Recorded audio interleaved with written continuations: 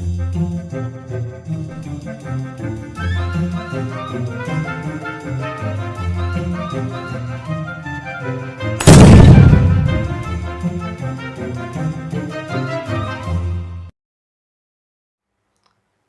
students, this is Manish Parik in front of you. In this class, we are going to discuss our next topic for class 11th, that is law of chemical combination. In this class, we are going to discuss laws of chemical combination. Means कोई भी reaction हो रही है जहाँ reactant आपस में combine कर रहे हैं, प्रोडक्ट फॉर्मेशन हो रहा है, तो वो ऐसे ही कुछ भी तरीके से नहीं हो जाता। उनके कुछ फिक्स लॉज होते हैं, उस फिक्स लॉज के अकॉर्डिंग क्या होते हैं, केमिकल आपस में कंबाइन करते हैं। तो हमें यहाँ आज इस क्लास में उन्हीं केमिकल कॉम्बिनेशन लॉज के बारे में हमें पढ़ना है। तो पहला हमारा जो लॉ ऑफ केमिकल कॉम्बिनेशन है वो हमें पढ़ना है law of conservation of mass. Law of conservation of मास बहुत सिंपल सा लॉ है ये। क्या मतलब होता है इस लॉ का, देखो, इन एनी फिजिकल और chemical change,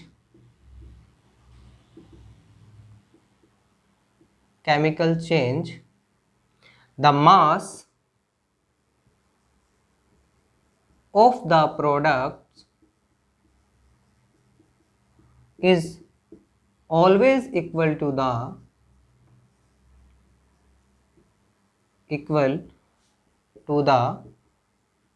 mass of the reactants. First of all, this law is given by Antoine Lavoisier, father of chemistry, Antoine Lavoisier. तो एंटोनी लेवाशियर ने क्या बताया law of conservation of mass के बारे में, कि इन एनी फिजिकल और chemical change the mass of products is always equal to the mass of reactants. यानी कि किसी भी रिएक्शन के अंदर जितना रिएक्टेंट के अंदर, रिएक्टेंट के मॉलिक्यूल्स में, कंपाउंड्स का जो टोटल मास होगा उतना ही क्या होगा, प्रोडक्ट का मास भी होगा।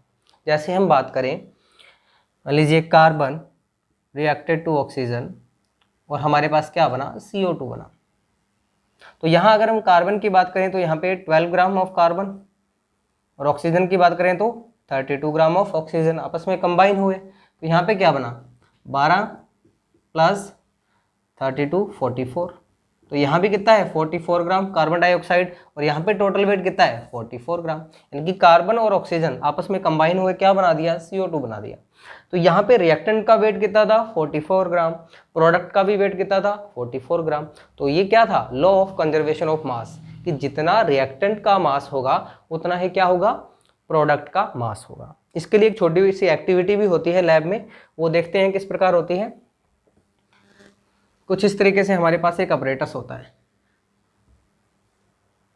इस तरीके से, ठीक है।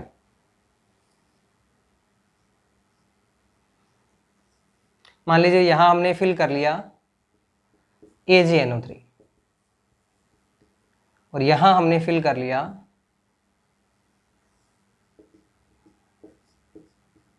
NaCl। तो बिफोर द रिएक्शन ये AgNO3 है, इधर NaCl है, हमने इसका मास क्या कर लिया, वेट कर लिया, इसका कितना वेट आया। फिर हमने इसको अच्छे से शेक किया, शेक करेंगे तो ये आपस में मिक्स हो जाएंगे। तो AgNO3 और NaCl मिक्स होके क्या बनाएंगे, देखो AgNO3 प्लस NaCl, ये मिक्स होके क्या बनाएंगे, AgCl प्लस NaNO3। तो जब ये अच्छे से मिक्स हो गए और ये प्रोडक्ट भी बन गया AgCl प्लस NaNO3, फिर से इसका वेट किया गया, तो हमने पाया कि जो पहले AgNO3 और NaCl जब सेपरेट थे तब जो वेट था, आफ्टर रिएक्शन यानी कि शेक करने के बाद में, मिक्स करने के बाद में जो रिएक्शन होने के बाद वेट था, वो भी क्या था, सेम था। तो ये किसको फेवर कर रहा था, ये फेवर कर रहा था लॉ ऑफ कंजर्वेशन ऑफ मास को। इस तरीके से ये हमारा पहला लॉ क्या था, कि कोई भी केमिकल कॉम्बिनेशन या केमिकल चेंज होता है तो रिएक्टेंट्स का मास और प्रोडक्ट्स का मास हमेशा क्या रहता है, सेम रहता है। ये हमारा एक बेसिक सा लॉ था, पहला लॉ। सेकंड लॉ हम पढ़ते हैं, लॉ ऑफ केमिकल कॉम्बिनेशन में।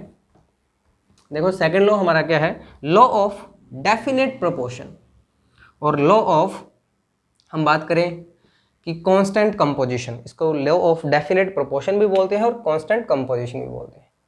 Law of definite proportion,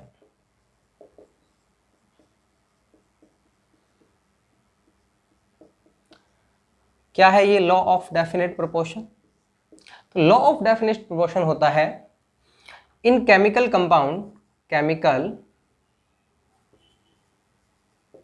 chemical compound contains its component elements in fixed ratio by mass and does not depend on the source and method of preparation,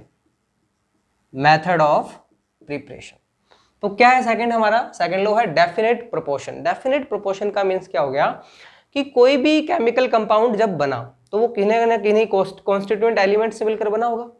अब बात यह है कि कोई केमिकल कंपाउंड बन गया, उसका सोर्स क्या है, मेथड क्या है, ये डिपेंड नहीं करता। अगर उसका फॉर्मूला सेम है तो उसका सोर्स कुछ भी हो, वहां पे जो रेशो होगा किसी भी एलिमेंट्स का बाय मास वो क्या रहेगा, सेम रहेगा। तो यही हमारी डेफिनेशन है, chemical compound contains it's component elements in fixed ratio by mass and does not depend on the source and method of preparation. जैसे फॉर एग्जांपल हम बात करें कि हमने कार्बन डाइऑक्साइड की बात की, तो कार्बन डाइऑक्साइड बहुत तरीके से हमें मिलती है। एक तो हम जब रेस्पिरेशन करते हैं तो हम कार्बन डाइऑक्साइड क्या करते हैं, रिलीज करते हैं, और जो फैक्ट्रीज वगैरह होती है उनके धुएं में भी क्या निकलती है, कार्बन डाइऑक्साइड निकलती है। और हम बात करें व्हीकल से होते हैं, वहां भी उनके भी जो ऑटोमोबाइल्स होते हैं वहां से भी क्या निकलती है, कार्बन डाइऑक्साइड रिलीज होती है। तो जो कार्बन डाइऑक्साइड कहीं से भी रिलीज हो, चाहे ह्यूमंस बीइंग के द्वारा रिलीज हो, चाहे फैक्ट्रीज से रिलीज हो, चाहे व्हीकल से रिलीज हो, इस कार्बन डाइऑक्साइड में हमेशा जो रेशो होगा, कार्बन का 12 और ऑक्सीजन का कितना होगा 32। तो अगर इस रेशो की बात करें तो 3:8। हमेशा कार्बन डाइऑक्साइड का चाहे कोई भी सोर्स हो, अगर वो कार्बन डाइऑक्साइड गैस है तो उसके अंदर हमेशा इन एलिमेंट्स का बाय मास रेशो कितना होगा, 3/8 ही होगा, यानी कि ये सोर्स पे डिपेंड नहीं करती। अगर हम इसका एग्जांपल ले, एक एनसीईआरटी में जो एग्जांपल दे रखा है, देखो एनसीईआरटी में एग्जांपल दे रखा है क्यूप्रिक नाइट्रेट का। तो क्या है क्यूप्रिक नाइट्रेट, क्यूप्रिक कार्बोनेट का, नॉट नाइट्रेट, क्यूप्रिक कार्बोनेट का, CuCO3। अब CuCO3 एक तो हमें क्या मिलता है, अर्थ क्रस्ट से मिलता है, और एक क्या होता है, लैब में भी बनाते हैं। तो चाहे लैब में बनाएं चाहे हम अर्थ क्रस्ट से लें, उनके अंदर जो इस कॉपर, कार्बन और ऑक्सीजन का रेशो जो होगा बाय मास, तो चाहे वो मेथड आप प्रिपरेशन कर रहे हो लैब में, चाहे आप हमारा नेचुरली हमें अक्यर हो रहा है, तो दोनों का जो मास बाय मास रेशो होगा वो सेम ही होगा। यानी कि जो हमने बनाया था लैब में उसमें जितना कॉपर परसेंटेज में होगा उतना ही कॉपर जब हम नेचुरल अक्यरिंग करेंगे उसमें भी मिलेगा। यानी कि कॉपर कार्बोनेट का सोर्स चाहे कुछ भी है, मेथड चाहे कुछ भी है, उसमें बाय मास जो रेशो होगा एलिमेंट्स का वो क्या रहेगा, हमेशा फिक्स रहेगा। ये हमारा क्या था, सेकंड लॉ था, क्या था, law of definite proportion. Third जो हमारा लॉ है केमिकल कॉम्बिनेशन का, देखो थर्ड लॉ है हमारा law of multiple proportion. Third law क्या है हमारा, लॉ ऑफ मल्टीपल प्रोपोर्शन। इसका मीनिंग्स क्या हुआ, देखो इसकी अगर डिफाइन की बात करें तो डिफाइन क्या है, when two elements combine together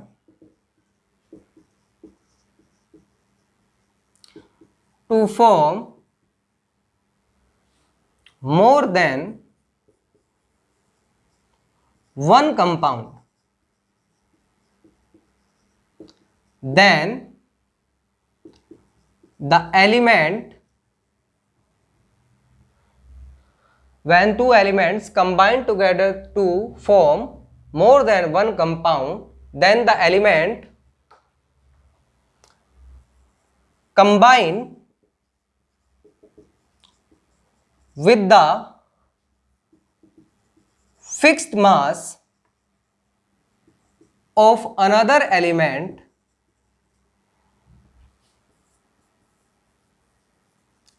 are always in whole number, are always in simple whole number ratio. whole number ratio. तो क्या डेफिनेशन है? when two elements combine together to form more than one compound, then the elements combined with the fixed mass of another element are always in simple whole number ratio. Mean क्या हुआ कि दो element है वो combine कर रहे हैं और एक से ज्यादा प्रोडक्ट बना रहे हैं. देखो जैसे कैसे, एग्जांपल की अगर बात करें हम, कि हमने बात की कार्बन और ऑक्सीजन है वो आपस में रिएक्ट कर रहे हैं. कार्बन और ऑक्सीजन क्या क्या बना सकते हैं? कार्बन और ऑक्सीजन मिलकर कार्बन मोनोऑक्साइड बना सकते हैं, और कार्बन और ऑक्सीजन मिलकर क्या बना सकते हैं? CO2 बना सकते हैं. तो हमने क्या बात कही थी? व्हेन टू एलिमेंट्स, तो यहाँ पे टू एलिमेंट है कार्बन और ऑक्सीजन, यहाँ भी क्या है? कार्बन और ऑक्सीजन, दोनों कार्बन और ऑक्सीजन है, form more than one type of compound, more than one compound, यानी कि ये कार्बन और ऑक्सीजन मिलकर कार्बन ऑक्साइड भी बना सकते हैं और कार्बन डाइऑक्साइड भी बना सकते हैं, एक से ज्यादा कंपाउंड बना सकते हैं. तब क्या होगा कि किसी एक एलिमेंट का फिक्स्ड मास, मान लीजिए यहां पे कार्बन का फिक्स मास ले लिया 12 ग्राम, ये कंबाइन करेगा किसी दूसरे एलिमेंट के मास से. तो यहां पे अगर मैं बात करूं तो यहां पे मास कितना है? 16 ग्राम, और यहां पे मास कितना है? 32 ग्राम. ये कंबाइन करेगा जब फिक्स मास किसी एक एलिमेंट का दूसरे एलिमेंट से कंबाइन करेगा, तो उन दूसरे एलिमेंट का मासेज जो होगा वो क्या होगा? सिंपल होल नंबर रेशो में होगा. तो 16:32 निकालोगे तो कितना आंसर आएगा? 1:2. ये हमारे पास आया क्या? Law of multiple proportion. यानी कि एक एलिमेंट का मास हम अगर फिक्स कर देंगे तो बाकी जितने एलिमेंट्स जो वेरी कर रहे हैं जिनका मास, वो वेरी करने वाले एलिमेंट्स का मास किस रेशो में होगा? सिंपल होल नंबर रेशो में होगा. ये तो बेसिक सा एग्जांपल था. एक और एग्जांपल देखते हैं जिससे और अच्छे से क्लियर होगा. अगर मैं नाइट्रोजन और ऑक्सीजन की बात करूं तो नाइट्रोजन और ऑक्सीजन मिलकर बहुत सारे कंपाउंड बनाते हैं. कौन कौन से कंपाउंड बनाते हैं यहाँ?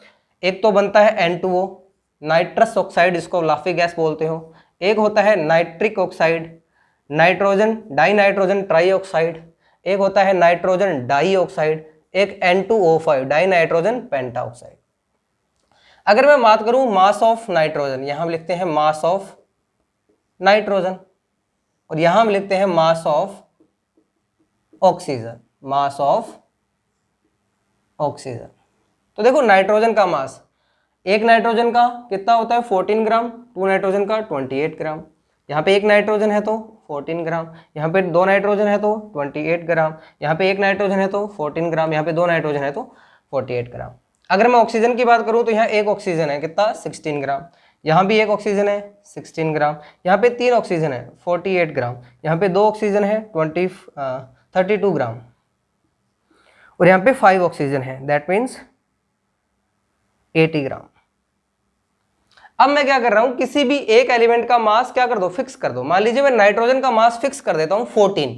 अगर इसको 14 करना है तो मेरे को डिवाइड करना पड़ेगा किससे?